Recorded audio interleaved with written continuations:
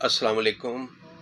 आज मैं आपको होम्योपैथिक प्रैक्टिस के दौरान एक तला तैयार करने का तरीका बताऊंगा, जो नौजवानों के लिए ख़ुसूसन जो हैंड प्रैक्टिस मुश्तनी के बहुत ज़्यादा आदी होते हैं। तो स्पेशल मुझे बहुत सारे प्यारे होम्योपैथ डॉक्टर्स ने बताया कि इसका तरीक़ाकार हमें नहीं पता, तो आप प्लीज़ हमें जो है रहनुमाई फरमाएँ कि तला हम अपनी प्रैक्टिस में किस तरह बना सकते हैं। तो आप 30 ml 20 ml जो है जैतून का तेल लेंगे आप शीशी के अंदर।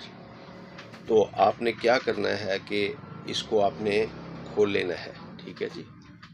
अब सबसे पहले आपने मदर टिंचर जो लेना है वो है आर्निक का मदर टिंचर आपने ले लेना है, और इसमें कम से कम आपने 20 से 30 कतरे आर्निक का मदर टिंचर के डाल लेने हैं, ठीक है जी।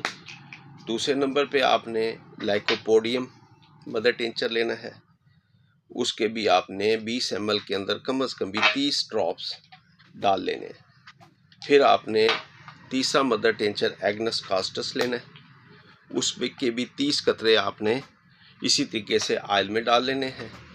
और चौथा मदर टिंचर जो आपने अपनी प्रैक्टिस में इस्तेमाल करना है वो है मास्कस।